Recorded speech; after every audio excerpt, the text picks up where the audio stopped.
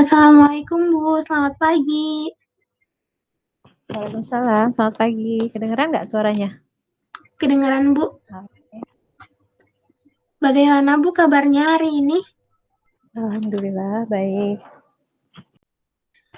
Bu boleh nggak memperkenalkan terlebih dahulu dan Ibu di SMA Mikrosma itu menjabat sebagai apa? Betul. Oke, saya mulai ya. Assalamualaikum warahmatullahi wabarakatuh. Waalaikumsalam.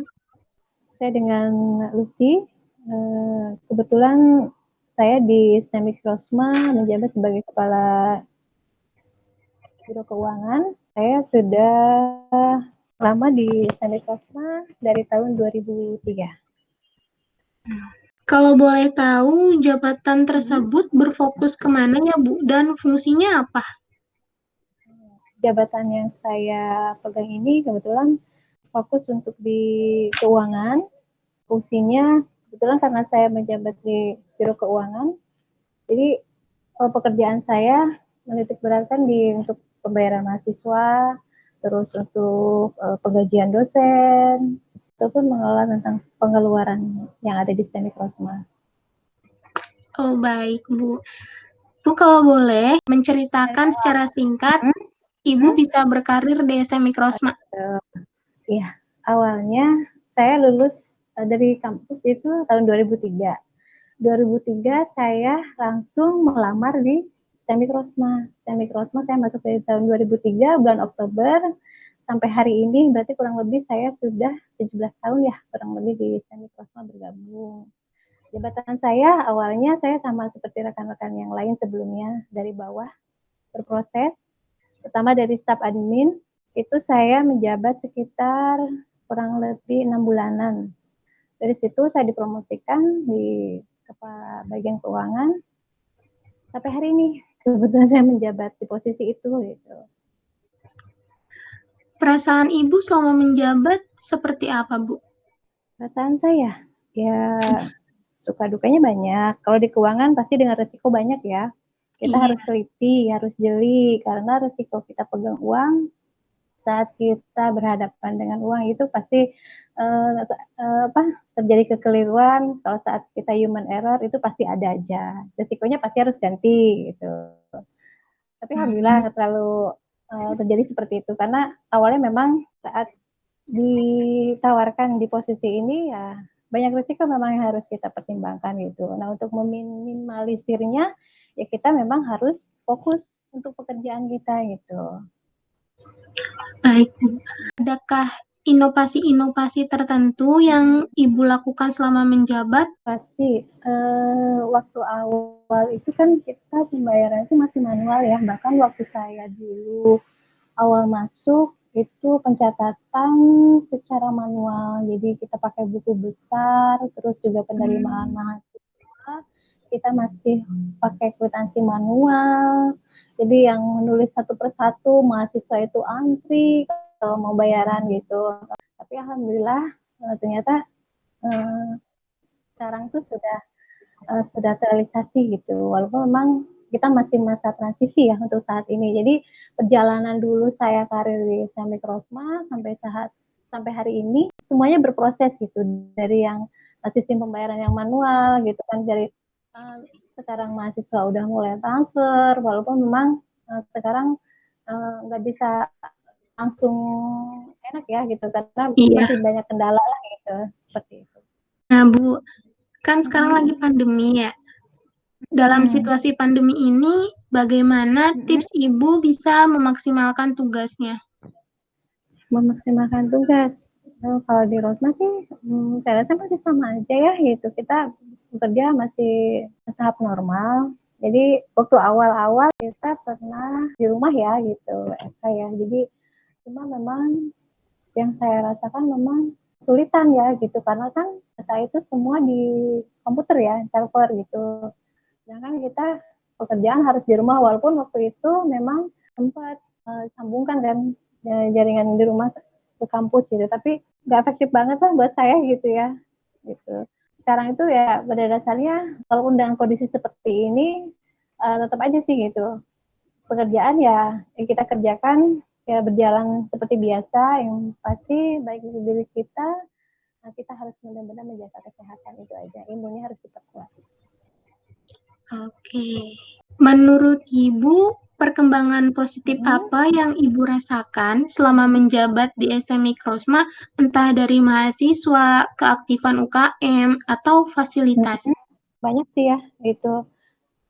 Yang saya tahu beberapa ada kegiatan ya, dari misalnya kalau kayak kita pas ada bencana mereka langsung turun gitu kan, ada rasa sosialnya untuk saudara-saudara gitu. Terus kegiatan-kegiatan misalnya RMC atau kegiatan olahraga yang lainnya, cuma yang saya tahu saat ini tidak terlihat nih itu. Jadi kayaknya untuk kegiatan ekskulnya di bidang kemahasiswaan nggak terlalu nampak kalau sekarang. Sebelumnya kalau boleh tahu, Ibu menempuh pendidikan kuliah di mana dan mengambil jurusan apa? Saya dari Undip Universitas Diponegoro, Semarang. Saya lulus tahun 2003. Saya ngambil administrasi niaga di bawah Fakultas Ilmu Sosial Politik. Mengapa Ibu memilih fakultas tersebut dan kampus tersebut? Kebetulan saya dapat beasiswa dari SMA, jadi masuk tanpa seleksi. Terus saya mengambil itu, saya sebenarnya pengen ngambil ekonomi, cuma waktu itu kesempatannya agak tipis, jadi nyerempet sedikit, hampir sama dengan administrasi bisnis ya. Jadi masuknya ke situ, dan kebetulan alhamdulillah saya diterima waktu itu. Apakah ada pengalaman yang paling berkesan selama Ibu kuliah? Pengalaman yang berkesan sama kuliah. Iya. Kebetulan saya kuliah di Jawa. Kehidupan sosialnya sangat berbeda dengan kehidupan kampung halaman saya sendiri yang di Jawa Barat ya istilahnya. Di sana istilahnya lebih legowo, jadi mereka lebih mengutamakan bahasanya. Jadi saat saya datang ke sana mereka menggunakan bahasa asalnya, daerahnya gitu. Jadi memang kita harus benar-benar bisa menyesuaikan. Pengalaman yang pertama kali saya datang ke Semarang itu mereka istilahnya menggunakan bahasanya sendiri gitu. Mereka tidak pernah tahu siapa orang itu pendatang atau memang orang aslinya gitu. Jadi memang kita harus benar-benar bisa beradaptasi dan berbaur langsung waktu itu. Pengalaman kedua waktu KKN, saya kebetulan itu KKN di daerah Demak ya. Daerah Demak itu daerah yang waktu itu sangat terpencil, jauh dari mana-mana. Terus waktu itu pas musim hujan, jadi lokasi yang kebetulan saya KKN di sana itu banjir gitu. Jadi kita dievakuasi sama tim SAR gitu. Jadi kita sempat beberapa dipulangkan ke Semarang. Jadi kita menunggu kondisi aman waktu itu, baru kita kembali lagi ke tempat itu. Itu aja sih pengalamannya. Selama kuliah pasti ada aja ya Bu, kayak masa sulitnya, jenuhnya. Nah, bagaimana cara Ibu mengatasi yang mungkin teman-teman mahasiswa STM Mikrosma sekarang sedang rasakan? Masa jemu, kalau masa jemu pasti ya pagi saya jadi anak kos ya, anak rantau lah gitu, jauh dari orang tua. Iya. Cuma untuk mengisi itu saya ambil kegiatan, misalnya saya ikut kegiatan, itu memang nggak terlalu banyak organisasi di kampus itu. Paling saya sama teman-teman suka ke perpus, atau misalnya kita kelompok bareng, itu aja sih kegiatannya gitu untuk mengisi kejenuhan. Terus juga saya kan kuliah juga kan nggak setiap saat ya, istilahnya ada masa dalam 1 minggu itu cuma 5 hari gitu kan, ya paling kegiatannya diisi yang hal positif aja sih. Baik Bu, selama kuliah Ibu mengikuti organisasi apa? Terus kalau di kuliah saya nggak aktif, nggak terlalu aktif. Kenapa Bu alasannya? Karena waktu itu saya nggak mau mengecewakan gitu, jadi saya pengen fokus aja di kuliah. Paling kalaupun misalnya saya ikut kayak HMJ mungkinnya di sini ya, mahasiswa himpunan jurusan aja gitu. Itu aja, saya nggak ikut kayak senat, terus atau misalnya kegiatan kayak kesenian kayak gitu nggak terlalu gitu. Paling yang biasa aja gitu untuk jurusan aja. Jadi nggak terlalu banyak. menurut Ibu, perempuan itu penting nggak sih untuk melanjutkan perguruan tinggi? Penting banget. Kenapa? Soalnya kan selain untuk kita, misalnya kalau kita misalnya mau mencapai karir ya, kita juga istilahnya bisa ngajarin anak-anak, apalagi kondisi sekarang ya, istilahnya pembelajaran anak sekarang itu tingkatannya lebih tinggi gitu. Jadi kalau kita nggak bisa ngimbangin, ya susah gitu. Jadi memang dituntut perempuan itu pendidikannya nggak hanya untuk standar minimal SMA gitu. Kalau bisa ya mungkin lebih tinggi gitu kan, S2 atau S3 gitu. Jadi memang bisa ngimbangin anak-anak seperti itu sih. Yang terakhir nih Bu, Mm-mm. pesan untuk mahasiswa ST Mikrosma apa? Pesannya buat saya, kalian harus rajin belajar. Pertama itu. Keduanya, manfaatkan waktu selama kalian masih ada kesempatan untuk belajar.